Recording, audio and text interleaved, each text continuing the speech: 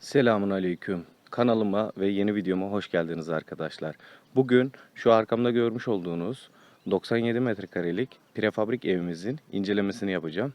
Bu projemiz gerçekten dıştan görünümü çok güzel ve iç kullanımı da gerçekten çok kullanışlı bir proje oldu arkadaşlar. Fiyat ve detaylı bilgiler için aşağıda açıklamalar kısmında web site linkimiz, sosyal medya linklerimiz ve iletişim adreslerimiz bulunmakta arkadaşlar. Oralardan bizlere ulaşabilirsiniz arkadaşlar. Videoya başlamadan önce sağ altta bulunan abone ol butonundan kanalıma abone olup zil butonuna basarsanız bundan sonra gelecek videoları kaçırmamış olursunuz.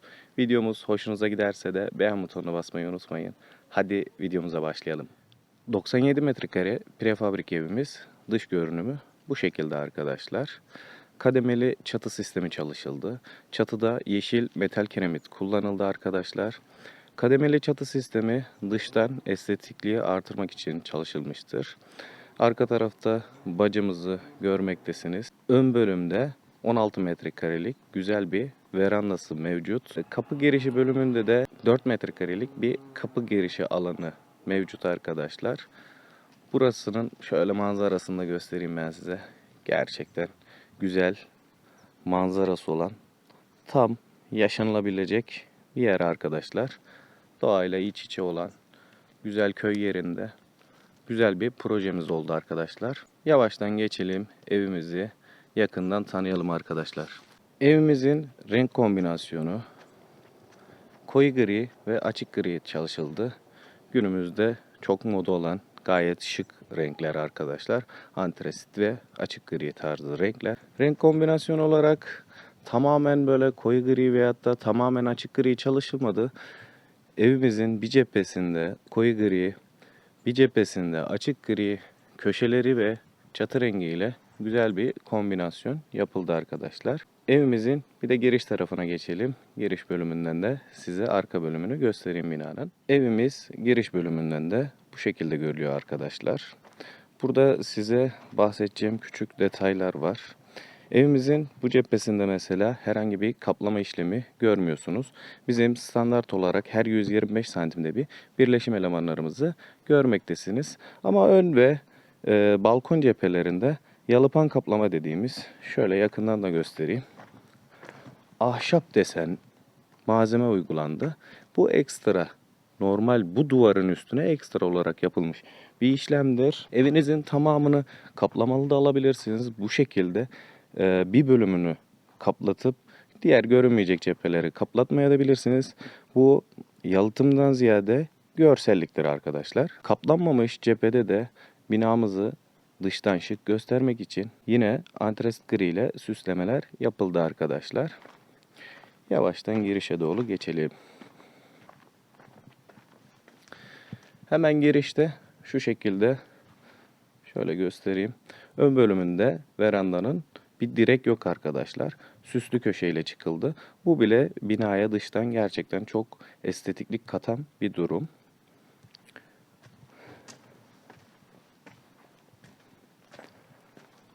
Evimizin girişinde şöyle gayet şık, antresit gri bir çelik kapı karşılıyor arkadaşlar bizi. Kapı girişi bölümünde de antresit gri ile güzel süslemeler, dokunuşlar yapıldı arkadaşlar.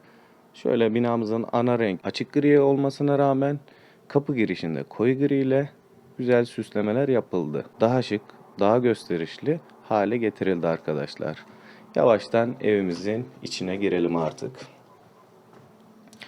Çelik kapıdan girdiğimizde bu şekilde kocaman açık mutfak salon alanı karşılıyor arkadaşlar bizi. Bu açık mutfak salon alanı toplamda 38 metrekaredir arkadaşlar. Şu gördüğünüz bölüm salon bölümü. Burada şömine tarzında sobası, keyifli vakit geçirilebileceği bir alan oluşturdu müşterimiz.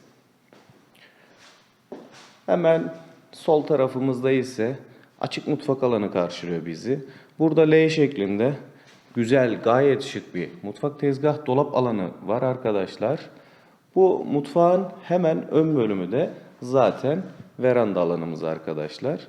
Şöyle önce verandadan başlayayım. Sürgülü kapıyla verandaya bir çıkışımız mevcut. Tabii ki de burada plise sinekliklerimiz uygulandı arkadaşlar. Verandanın genişliğinde şöyle göstermeye çalışayım. Verandada yine bir lavabo alanı mevcut. Verandamızın diğer açık kalan tarafında ise bu şekilde bir barbekü, ocak tarzında bir alanı var arkadaşlar. Bu da gayet şık oldu. Gayet de kullanışlı oldu aslında. Tekrar ön bölümde şu şekilde dış boya bu detayları göstereyim size. Sürgülü kapıyla gayet rahat bir şekilde balkona servislerini yapabilecekler. Gerçekten çok kullanışlı oldu arkadaşlar. Mutfak alanını şöyle detaylıca bir daha göstereyim arkadaşlar. Bulaşık makinesi, buzdolabı alanı. Yine aynı şekilde mutfak tezgahımızın ön bölümünde sürgülü bir pencere çalışıldı arkadaşlar. Burada sürgülü pencere çalışmamızdaki sebep tezgahın ortasına bir pencerenin açılmaması. Bu kullanış bakımından gayet rahat bir kullanım alanı sunuyor arkadaşlar. Tabii ki de bu dizaynlar tamamen size aittir arkadaşlar. Daha da büyük bir mutfak alanı, daha da büyük bir dolap alanı veya bundan daha küçük bir mutfak alanı tabii ki de siz seçebiliyorsunuz arkadaşlar. Şöyle tekrardan salon bölümünü, derinliğini, genişliğini rahat bir şekilde göstereyim size. Evimizin iç cephesinde alçı kaplama alçı sıva işlemi var arkadaşlar. Şöyle duvardaki herhangi bir birleşim elemanımızı görmüyorsunuz. Tamamen dümdüz bir görünüm kazandırıldı arkadaşlar. Müşterimizin perde tercihi de bence gayet şık, gayet güzel arkadaşlar. Store perde çalışmış. Gerçekten de çok şık olmuş. Açık mutfak salon alanından sonra tam karşımızda tuvalet banyo alanımız var arkadaşlar. 5 metrekarelik bir tuvalet banyo alanımız var.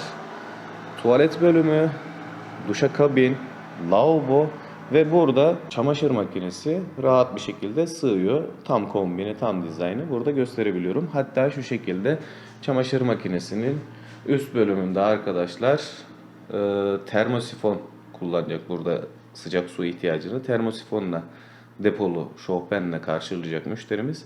Bu şekilde termosifonda asılı vaziyette görüyorsunuz arkadaşlar. Çoğu kişi soruyor prefabrik evler termosifon veyahut da ağır dolaplar taşır mı? Bu toplamda şöyle genişliğini rahat bir şekilde göstereyim.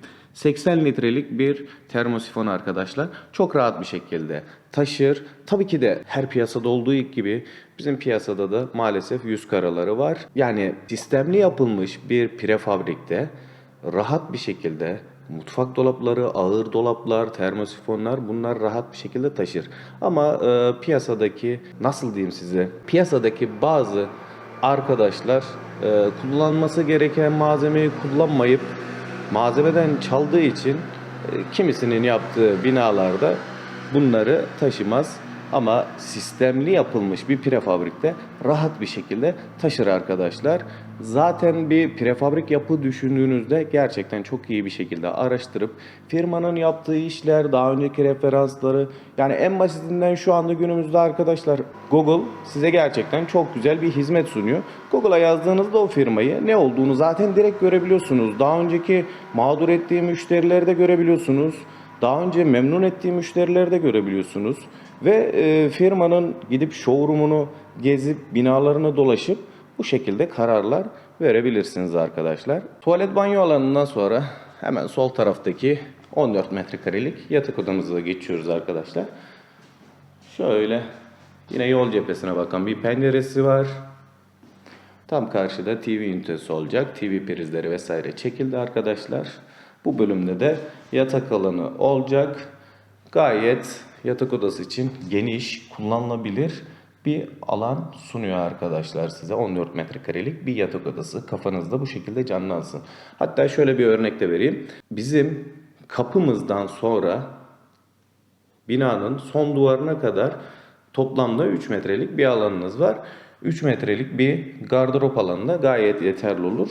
Veya tam tersi şu şekilde göstereyim.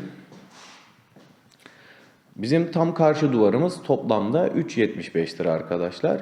3.75'lik bir dolap çalışıp Yatak alanını bu şekilde dik de koyabilirsiniz. Bu dizayn tamamen size kalmış arkadaşlar. Ama 14 metrekarelik odamız büyüklük bakımından, kullanış bakımından bu şekilde arkadaşlar. Bu odamızdan sonra son olarak diğer çocuk odamıza geçiyoruz. Bu odamızda arkadaşlar 12 metrekare. Şöyle göstereyim. Tam karşıdan da göstereyim sizlere. 12 metrekarelik bir yatak odamız daha mevcut. Burası çocuk odası tarzında dizayn edildi arkadaşlar. Burada da yine gardırop alanı, 2 tane tek kişilik yatak çok rahat bir şekilde sığıyor arkadaşlar. Kapılar Adobe'nin White Teak modeli çalışıldı bu binamızda. Açık renk çalışıldı. Bu kapılarda dediğim gibi üst sınıf kapılardır. Sizi kullanımda üzmeyecek kapılardır. Zaten ahşap üzeri PVC kaplamadır. Herhangi bir şekilde nemden, rutubetten etkilenme, zarar görme bir durumu yoktur arkadaşlar. Evimizin şöyle göstereyim hatta.